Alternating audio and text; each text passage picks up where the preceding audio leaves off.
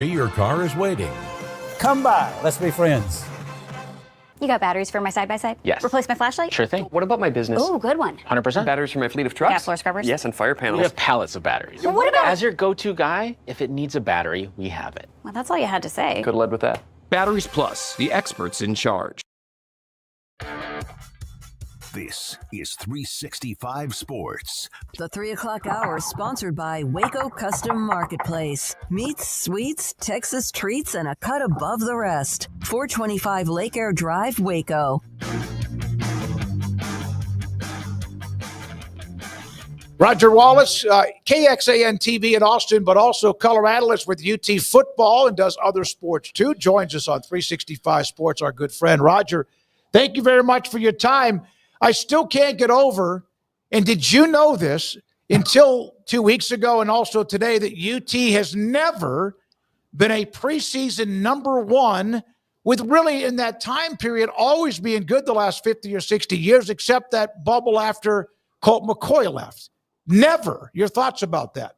Yeah, you would think at least one time they've been number two a few times, including 05. And oh, by the way, they went to Ohio State, won that game, and went on to win the national title. But yeah, kind of an anomaly in college football, the fact they've never sat at the top heading into the season.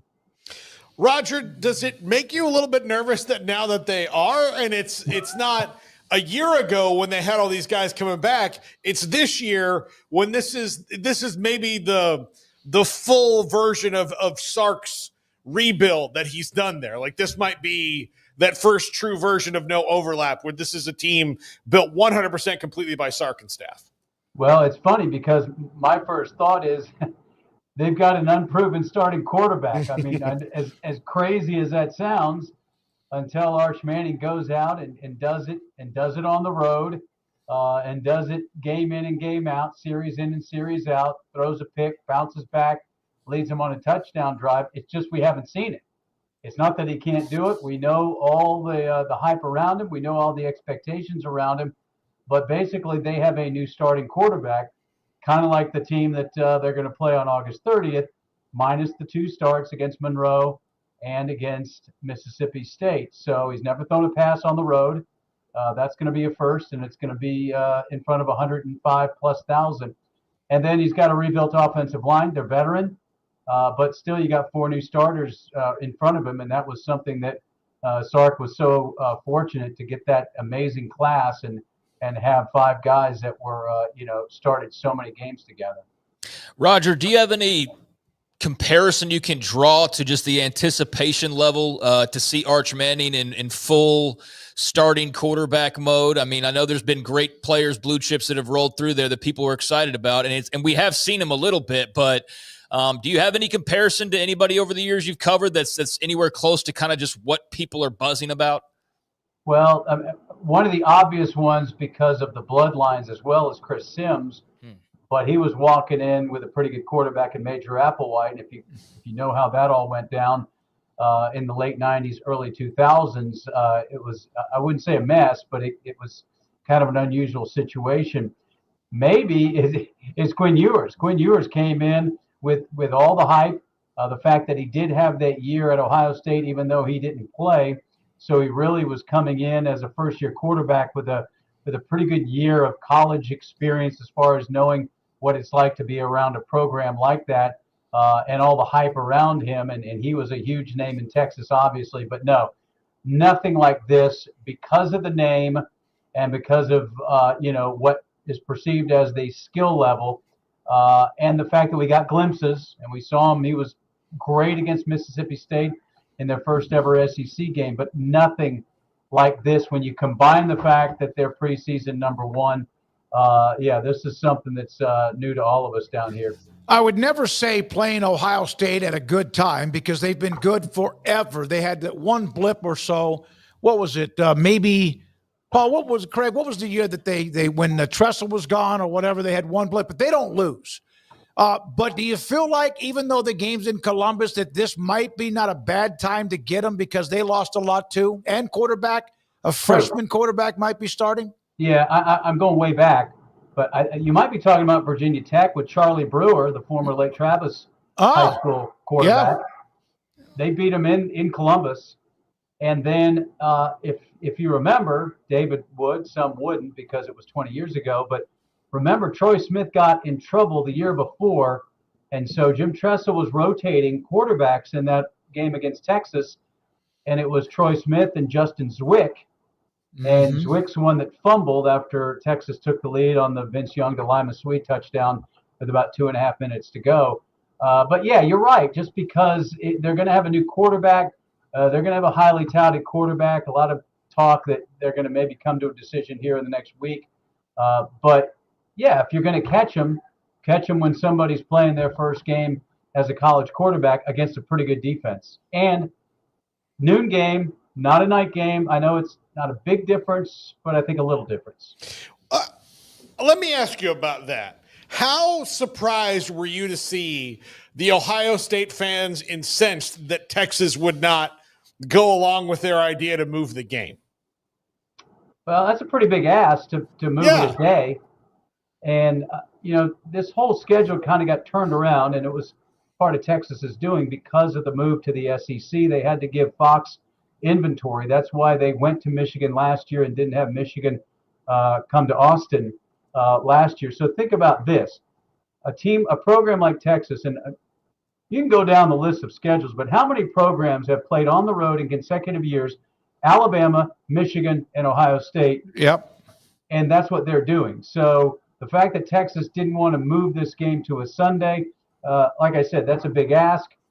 They still have to play the next weekend in their home opener. Oh, by the way, it's an 11 a.m. start in their home opener, I believe. So that kind of shrinks everything a little bit more. I'm not surprised at all. Heck, it's a big noon kickoff. That's Fox's premier slot. That's not Texas's fault. That the big noon is not the big 8 p.m. kickoff. It's the big noon kickoff. So they're in the top spot. So, Raj, they been one step away these last couple of years. Does it feel like there's the pressure of its national championship appearance or bust, or is everybody kind of content with, hey, everything's going really, really well, national titles are hard to win? I know that's probably it's too rational for most college football fans to think that way, but I think you see what I'm getting at. Is there any pressure to win bigger than they're already winning as big as they are? Sure. They went to the Final Four 2 years ago and, had a pass in the end zone to A.D. Mitchell to somehow win that game against Washington when they never should have been in it because of some craziness late in the ball game. Last year, they're knocking on the door to tie it up against Ohio State and, the strip sack and lights out.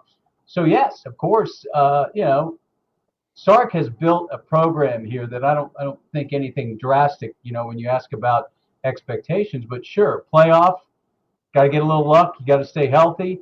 But yeah, this team's thinking about, and why not in this program and this fan base, that they should be back in the Final Four. And then I think from there, you kind of let the chips fall and see what happens. But yeah, certainly to be as far as they've been the last 2 years. Now, last year they had to win 2 games to get to the Final Four, quite a bit different than 2 years ago. Roger, the roster, the way Sark has put it together, Paul brought this up as well. It's been methodical. It hasn't been like from 2-10 to a monster year. They have done this methodically and very, very well with Sark. What is Arch is young, but we've seen him play enough. What is the number 1 or 2 concerns? Is it the youth on the offensive line? No matter who they have as recruits, what is the concern? I think you start there, David, and it's not as young as it is inexperienced with a lot of games. Trevor Gooseby is going to be their starting left tackle. He's young. He did play in the SEC championship game. Kelvin Banks went down. He's got an incredible skill set, athleticism, but still he's a second-year left tackle in the SEC. And then you have a bunch of guys. They got hit with a big injury last week. Andre Kojo, who was battling for that right tackle spot, is out for the season. They got some other guys that have played. DJ Campbell was big, obviously, to keep him at right guard. He's the only one back from last year. But you have to start with the offensive line. And then on the interior, on the defense, Sark went heavy in the portal for defensive tackles, interior players. I think they're pretty excited about the edges, especially Colin Simmons on the edge. And then obviously Anthony Hill is one of the premier defensive players in the country. There's still going to be concern in the secondary. When you lose a Jahdae Barron and an Andrew Makuba, there's got to be some concern. But I think, yeah, David, I think you're right. It starts with the offensive line. What do you think about the timeshare with a healthy C.J. Baxter and Quintravian Wisner there, and how will they kind of ride the hot hand there, or do they have maybe a different plan? Because the skill sets are slightly different, but they're both guys who can kind of run into people and knock them over as well as run past them. Yeah, I think it's going to be, if they can afford to, bring along Baxter slowly. So I think early on it probably won't be equal, but maybe by midseason it will look more like that. Both can catch the ball in the backfield, which, as you guys know, is such a big part of this offense. Jarrett Gibson, the now sophomore, was real productive. Then he kind of got the fumble problem, and you fall out of good graces really quickly when that happens. But I think he's the guy they really like on the goal line, and that was a problem area last year. Red zone, never more glaring than at AT&T Stadium. But I think Sark would love balance, and he would love to share the load with those guys, and then Gibson, and see if one of the younger guys emerges as well to help him out in the run game. The other thing is, now they're not going to, they're going to run zone read like they did with Vince Young or even Colt McCoy, but it's certainly going to be there, and there's going to be that potential for Arch Manning to maybe soften up the defense a little bit with his running. Roger, the way Sark has done this, brought this up again, did you ever expect it to be this, not smooth, because there were bumps in the road, but what he's done, considering 2 straight Final Fours as quickly, that's the expectation at UT, but did you expect it to be this quick? No, because there was no great reason to, when in his first year they went to Arkansas and got exactly what the entire SEC was hoping for. They got pushed around on the line because that is the mantra. You're not going to be able to play in the trenches in the SEC. Look what happened against the middle to lower level SEC team. And so from there, there's no reason to believe at that moment that they were going to be here. And then you start looking at some of the recruiting classes, and you start looking at the way players were developed. And we talk a lot about that with some former players. What they see in this program is that key word, development. So you bring them in high, and then they get better, and that's why you have as many draft picks as you've had the last couple of years. But again, I put so much on that offensive line class they got a couple of years ago. They stole Kelvin Banks from Oregon, but and then you start. Maybe it's the flip side now, you guys, where you kind of expect it. So that kind of goes back to the expectations, the rankings of the recruiting classes, the fact they've got a history of developing. Okay, you've got all the ingredients now. Show us what you can do. And Sark certainly feels that. And, I think his NFL background helps so much. It helped before, but now the way college football is constructed this day and age, I think the fact that he was around an NFL program helps so much. Now that you're paying players, you got to payroll and all those other things. You have been around that program for quite some time. Did you realize, even when they were pretty good but struggling, or they weren't winning at all, could you yourself see the culture, the issues, the entitlement? Was that something that was obvious? Well, Mac Brown admitted that the 2009 season took a lot out of him, and 10, the bottom dropped out. He had his only losing season. Then he got back in the conversation. Remember, he went to Waco and had a chance if they had won that game against Baylor on that freezing cold day and didn't get it done. And then, Charlie Strong was a bad fit. The whole thing was just not a good fit. He ran into some bad luck early on. Tom Herman was the obvious pick. He was such a hot name at Houston, but he hadn't really been doing it that long. And Houston is not here, and being a coordinator under Urban Meyer at Ohio State is not being the head coach at Texas. So then that didn't work. So, wow, what a gamble if you guys think about it. How about that Saturday? I believe it was January 2nd, 2021, when Tom Herman is out and they're going after Steve Sarkisian, offensive coordinator at Alabama. Who in their right mind says slam dunk hire? Yeah. So I give Texas credit for having some foresight and being willing to probably listen to a Nick Saban, listen to a Pete Carroll talk about how smart this guy is. And you guys know his history. There's no question in my mind that has helped him become the coach he is today. He was humbled in the worst way. And so all that combined, but now he's done it. But no, if anyone that tells you otherwise, Craig and guys, I think they're kidding themselves that they saw this from the jump. Roger, what do you think about year two? There might have been, I don't know if there's a surprise factor with a new team in the league. Of course, it didn't really work for Oklahoma that way, except for against Alabama. But do you think that the surprise factor is worn off, or now maybe we really don't like these guys, so maybe Texas bullseye gets a little bigger now this year? I mean, it's the SEC, so it's a little bit different than everywhere else. Yeah, more so probably now because, like it or not, they have to show Texas some respect after what they did in their first year. But the schedule is so much different than last year. When you think about the road schedule last year, the only true SEC, this is the new conference for Texas, was Vanderbilt. They'd been to A&M before. It's 90 miles away, even though they hadn't played since 11. They went to Arkansas. We talked about that in the non-conference. OU was a road game. So Vanderbilt was kind of that true. Now they're going to Florida. They're going to Kentucky. They're going to Mississippi State. They're going to Georgia. They don't play at home in the month of October because the OU game is a home game in Dallas. So it's so different now. But, yeah, they'll be greeted.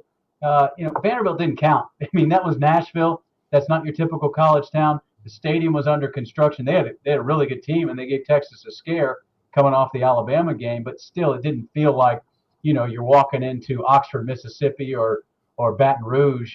So I think next year and the year after, when the schedule flips and we get the new rotation, maybe we'll feel it again. But this will be a lot different this year with the road schedule. Thank you, buddy. Appreciate it, Raj. Good to have you. Roger Wallace for KXAN, also UT Football Radio, color analyst with Craig Way with us on Texas. Arbuck was saying that we let Roger off the hook because we didn't bring up the fact that they could have played a Sunday night game in Columbus. I did bring it up.